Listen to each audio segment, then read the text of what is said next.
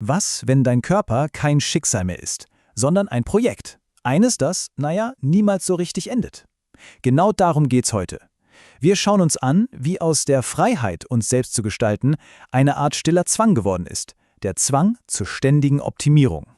Und genau diese Frage ist der Kern von allem, worüber wir heute sprechen. Dein Körper eben nicht mehr einfach da, eine Gegebenheit, sondern eher so eine Art endlose Baustelle. Und genau diese Vorstellung, die nehmen wir jetzt mal auseinander.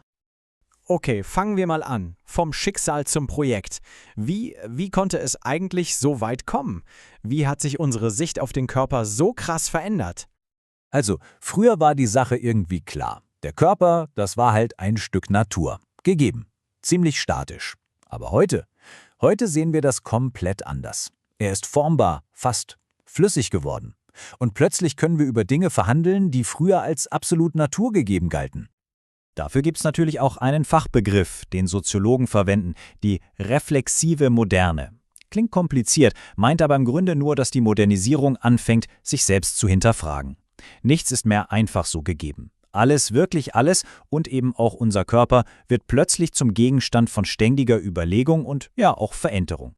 Und das ist keine Idee, die aus dem Nichts kommt. Das hat eine akademische Grundlage. Der Begriff des reflexiven Körpers zum Beispiel, der kommt ursprünglich aus der Geschlechterforschung. Und er hilft uns total dabei zu verstehen, warum wir heute so besessen davon sind, über unsere Körper nachzudenken, sie zu vermessen und ständig neu zu gestalten. Kommen wir zum nächsten Punkt, die Pflicht zur Leistung. Und das ist ja erstmal ein Widerspruch, oder? Wie kann es denn sein, dass mehr Freiheit auf einmal zu neuen Pflichten führt? Nehmen wir mal die sexuelle Befreiung. Die hat uns ja Freiheit versprochen. Aber was, wenn daraus, eine ganz neue Erwartungshaltung geworden ist? So eine Art Leistungsdruck, der sich bis in die intimsten Momente unseres Lebens einschleicht. Und dieser Wandel, der lässt sich super an diesem Gegensatz zeigen. Lust versus Leistung. Früher, da ging es um Lust. Ein total persönliches, emotionales Erlebnis. Und heute? Heute geht es um Leistung. Sexualität muss gelingen, sie wird messbar, sie wird bewertet. Man kann quasi sagen, die Leistung hat die Lust einfach verdrängt. Und das führt uns genau zu diesem Punkt hier. Der Orgasmus ist plötzlich die Währung für guten Sex. Wenn er ausbleibt, fühlt sich das sofort wie ein persönliches Versagen an. Und das Ergebnis? Eine regelrechte Pflicht zum Orgasmus. Und was ist die Folge davon? Intimität wird irgendwie technisch. Sie wird zu einer Art Körperhygiene oder zu einem Gesundheitscheck. Wenn du sexuell nicht nach Plan funktionierst, dann hast du ganz schnell eine Störung. All das Persönliche, das Gefühlvolle, das tritt komplett in den Hintergrund. Es geht nur noch ums Funktionieren. So, weiter geht's. Der optimierte Körper.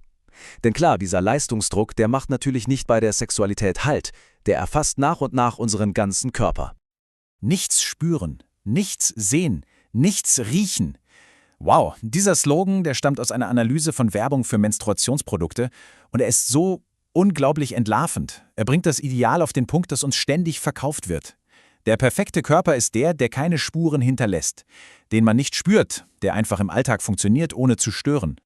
Und wie wird uns dieses Ideal schmackhaft gemacht? Tja, da gibt's im Grunde 3 Strategien. Zuerst mal die Medikalisierung. Das heißt, ganz natürliche Vorgänge werden auf einmal zu medizinischen Problemen. Dann kommt die Tabuisierung.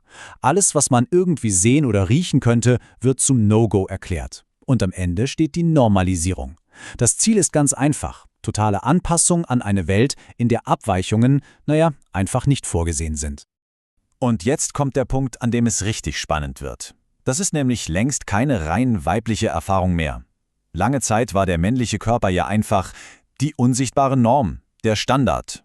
Aber heute ist auch er zu einer Art medizinische Baustelle geworden. Ein Objekt, das man vermisst, analysiert und, klar, optimiert. Ein super Beispiel dafür ist die Etablierung der Andrologie, also der Männerheilkunde. Man muss sich das mal überlegen. Die Gynäkologie, die behandelt den weiblichen Körper ja schon seit über 100 Jahren. Und die Andrologie, die erfindet den männlichen Körper als Geschlechtskörper jetzt quasi neu. Und zack, damit wird auch er zum Projekt, zum Optimierungsprojekt. Okay, bringen wir das Ganze mal zusammen. Abschnitt 4. Der Körper als Unternehmen. Denn all diese Beispiele, über die wir gesprochen haben, die führen uns zu einer wirklich zentralen, großen Idee. Einem echten Wandel in unserem Denken. Und hier ist sie, die These, die alles verbindet. Der moderne Körper ist kein Zuhause mehr. Er ist ein Unternehmen. Denkt mal drüber nach. Wir bewohnen unseren Körper nicht mehr einfach nur, wir managen ihn. Wir führen ihn wie eine Firma, die ständig auf Effizienz und Gewinn getrimmt werden muss. Und Gewinn bedeutet hier Leistung.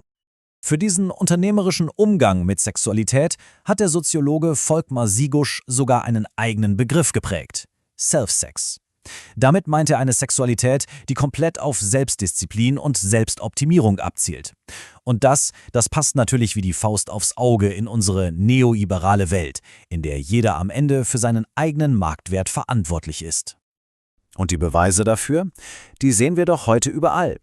Wir nutzen Apps, um jede Kleinigkeit zu tracken, das berühmte Quantified Self. Wir nutzen alle möglichen Technologien und Substanzen für das sogenannte Bodytuning. Und die Quintessenz von alledem? Der Erfolg oder Misserfolg dieses ganzen Projekts, das ist am Ende immer unsere ganz alleinige persönliche Verantwortung. So, und das führt uns jetzt zum letzten, vielleicht wichtigsten Punkt. Eine letzte Gegenüberstellung, die das Ganze nochmal so richtig auf den Punkt bringt. Bewohnen versus optimieren. Und genau hier liegt die ganze Spannung. Auf der einen Seite haben wir dieses ständige Management, Kontrolle, Messung, Optimierung. Und auf der anderen Seite das reine Erleben, einfach nur das Gefühl, in seinem Körper zu Hause zu sein, ihn zu bewohnen. Und man kann sich des Eindrucks nicht erwehren, dass wir das eine immer mehr für das andere opfern. Und mit dieser Frage möchte ich dich auch entlassen. Haben wir die Freiheit gewonnen, unsere Körper zu gestalten, nur um am Ende die Fähigkeit zu verlieren, sie einfach zu bewohnen? Was bedeutet das denn, wenn aus unendlichen Möglichkeiten ein unendlicher Zwang zur Optimierung wird? Vielleicht, nur vielleicht, liegt die größte Freiheit gar nicht darin, alles verändern zu können, sondern darin, die Erlaubnis zu haben, einfach nur zu sein.